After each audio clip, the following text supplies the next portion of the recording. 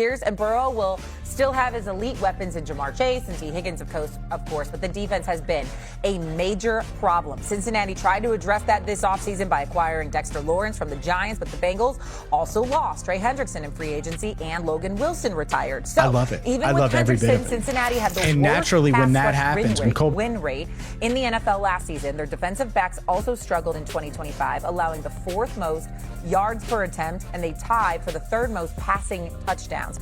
If the Bengals defense is at bare minimum just average, what is the team's floor this season? Former Bengal, Mr. Hawk? They're a playoff team. If they're just average and Joe Burrow is healthy, they're a playoff team. And a lot of things need to happen for that to be the case. The O-line needs to continue to play great. Joe Burrow has to continue to play smart. But he will play at an MVP caliber with just an average defense. And they've made moves in the offseason that, no, they're not super splashy, but they absolutely should and could right-size what we saw from this defense a year ago. But that wide receiver 3 battle, certainly a battle, certainly something we're going to monitor throughout training. Of that defense. And on the back end, they bring in players like Brian Cook. DJ Turner last year was a Pro Bowl snub. He played at a high level. They have players who play great down the stretch. You get some more out of Miles Murphy. Shamar Stewart could take the next step because they don't have to bear the brunt of the defensive production. If they're average, Shamar Stewart didn't get hurt. He hyperextended his knee, but he'll be back. And again, he's a high-level pick that has a ton of talent. That again, if you don't have to take on that brunt of responsibility, you have the ability to really show what you can do. Offensively, 0 questions around the Cincinnati Bengals. 0 questions around Joe Burrow. If the defense is average, they're a playoff team guaranteed. Return 11 starters on offense. And so these different plays, and Colby Young made another play deep downfield. It's just tough in the NFL. Like, we've already talked today about the Ravens as a playoff team. We've talked about the Texans as a playoff team, the Jaguars as a playoff team, and then you've got your big dogs in the Chiefs and the Chargers. And only 7 make it. So one of these teams that we all do flips over in August and say they're Super Bowl contenders is going to miss the playoffs. For the last 3 years, that's been the Bengals. So how do you reverse that? The one thing I would hang my hat on if I'm a Bengals fan, the Ravens have a new head coach, new OC, new defensive coordinator. The Steelers have a new head coach, new OC, new defensive coordinator. The Browns have a new head coach, new OC, new defensive coordinator. Bengals have stability. Might not be a great team the last few years, but the Bengals at least go into this season knowing where everyone else now at least day 4 and say, let's get something new, a new coat of paint. Noticing Colby got in house, and we only added pieces.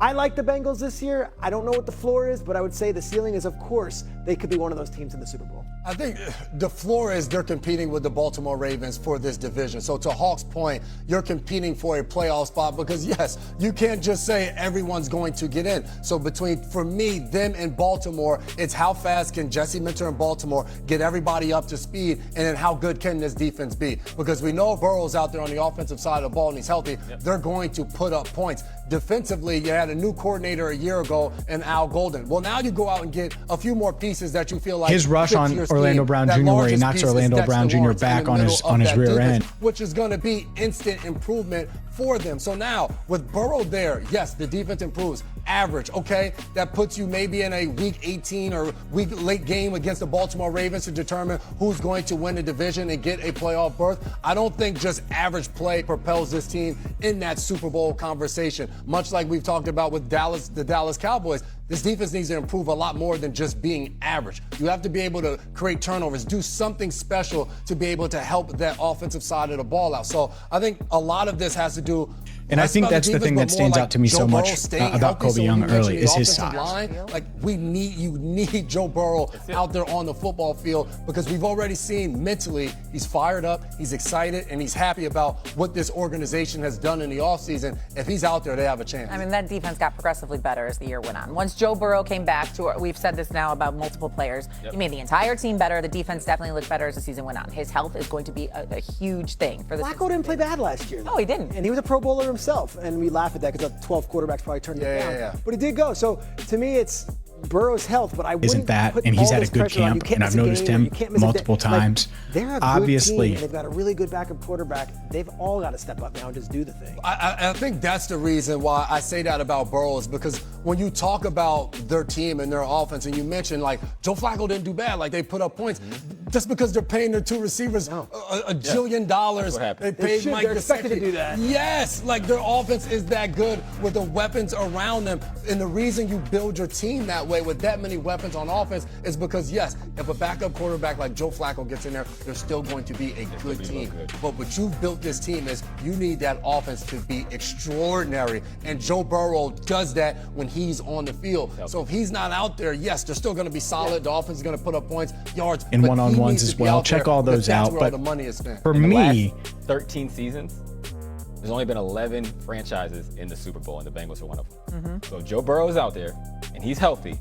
We know what to expect from him. If that defense is average, I can almost guarantee you that they're going to be in the playoffs. Okay, that's a good bet. Let's stay in the AFC North. So the Bengals right now have the second shortest odds to win the division, around 2-1 odds behind the odds-on favorite, the Ravens, while the Steelers are third with the odds around 5-1. The Steelers have 4-1 or longer odds to win the division now for a 7th straight season.